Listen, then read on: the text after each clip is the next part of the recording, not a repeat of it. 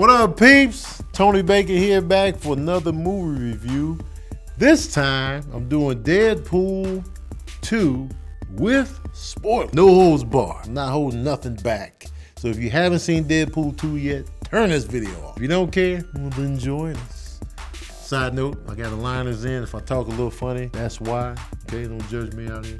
Deadpool 2. I reviewed it. I gave it 4 saxophones out of 5. I want to go in depth on the review. I kind of want to bring my grade down a little bit, but not really. If I bring my grade down to Deadpool to a 3.5, I gotta bring Solo down to 2.5. They're not that close. Deadpool was way more fun, way more entertaining. I'll be honest, like when his girlfriend got shot, I didn't really care. Not to be Heartless McGee, but it was just like when she got shot, I wasn't like, no. It wasn't like when Iron Man got stabbed by Thanos, I was like, yo. I sat up, I was stressed. I was like, no, God, no. Oh, God, no. But when his girl got shot, I was just like, you know, it'd be like this sometimes. You know what I'm saying? I just didn't care about the relationship. I didn't care about the relationship. That happens a lot with me in action movies, man. I don't care about the relationships. I don't care. You know what I'm saying? I like love, I like relationships, but in movies, I don't need it. I don't need it. I knew he was gonna be hurt about it. He can't really die, so like, what is he gonna do? He's gonna be down on his luck. He's gonna let the cancer kick in, like, I just want to be with her. But I was just like, all right, that was tragic. That didn't really tug at my heartstrings enough. I'm always way more sympathetic when the kids get killed. That's when I'm like, and that's what was tough because they were looking to start a family. So I was like, oh man, you know what I'm saying? But and then the way she died was like super neat and tidy, you know, the one bullet.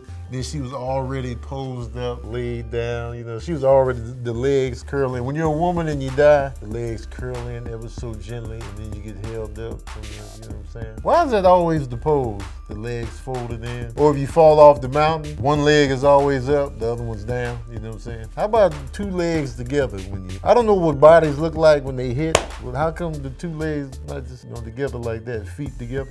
I don't know. I love that they brought the old cast members back. The blind lady, his buddy that works at the bar full of assassins, TJ Miller. Like I said, man, the TJ Miller, Ryan Reynolds back and forth, I could watch that all day. Deadpool, once you look at Deadpool as a comedy, you accept everything else. Like, it's just a straight up comedy. That's all it is with some action on the side.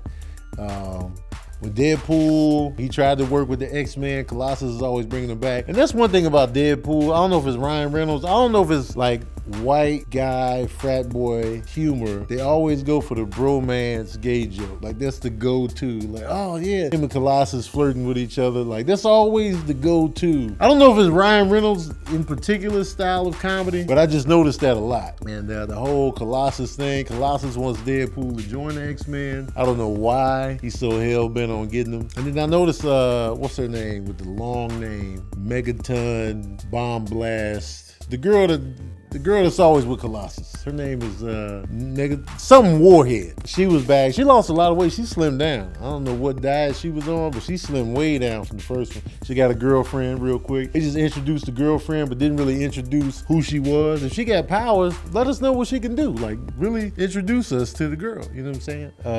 So that was cool. And I always like when they go to the X-Mansion. I like the fact that Colossus is in the movie. I like that. It's funny that he never changes to his human form. I think that's weird, but I like having Colossus around because I'm a big fan of Colossus. I like the fact that the Juggernaut was in there. I wasn't expecting that when it happened. I was like, yes. That's one of my favorite people that the X-Men fight is the Juggernaut because he's so hard to beat. I love that. And to see Colossus and Juggernaut fight in the movie, I'm like, yes. That's probably why I gave the movie, you know, an extra saxophone. But I had to take a saxophone away because of that kid. That kid, man. Here's the story with the kid. The kid, they introduced the kid. He's going off at the orphanage. He's like, I want to burn everything. I want to burn everything. I'm trying to do a New Zealand accent, but it's horrible. I know, because I'm not from New Zealand. I want it, because it's like New Zealand is kind of like an Australian mixture of just, I want to burn everything. I want to burn it. I don't know if I'm saying it right. He was just annoying. annoying. He was mad. I get why he was mad. They was abusing him at this orphanage. I fully get it. But just him, I wasn't feeling sorry for him. I was just like, all right, kids, stop whining, man. Either you're gonna roast the school or you're not. But do something. Turns out the kid in the future ends up incinerating Cable's wife and child. So I felt Cable's plight. I was like, yo, that's why he went back in time. I'm gonna kill this kid before he can come kill my family. The perfect setup. Let me go back in time, kill your murderer, and then we'll be back to normal. We'll be a family again. I can totally respect it. And I wanted him to get the kid. I'm gonna be honest with you. Do what you gotta do, Cable. This kid's gonna be trouble in the future. Do what you gotta do. But Deadpool was like, no, save the kid, let him live. You don't know this murder. He's not murderous yet until he murders now. If we could prevent him murdering now, give him a shot. And Cable's like, nah, man, nah. Cause you never know. What if you prevent him from murdering the orphanage people, but then later on somebody else pisses him off because he's emotionally unstable because they abused him at the orphanage. This one incident might be isolated, like, all right, I'm calm now. What if somebody else pisses him off? What if a girl breaks his heart?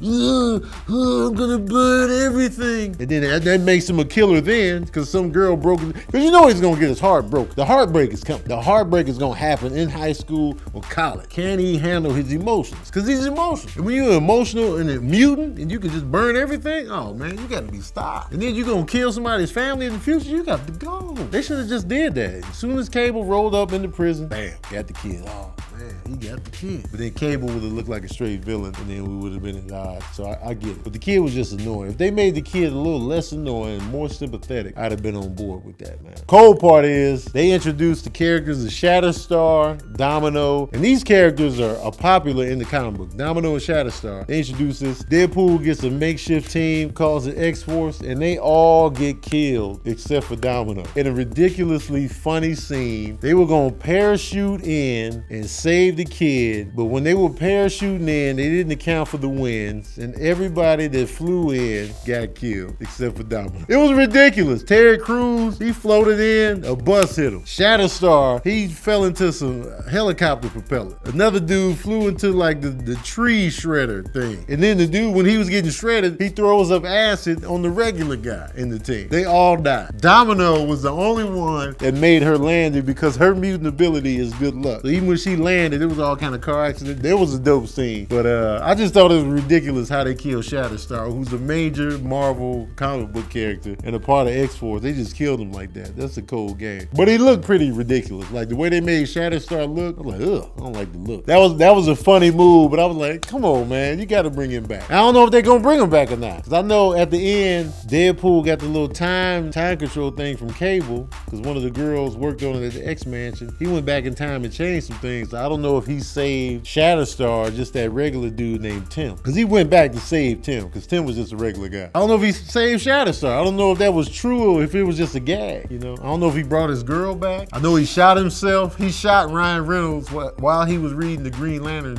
script, which was hilarious. And then he shot himself when he was in X-Men Origins playing Deadpool. It's crazy, but it was funny.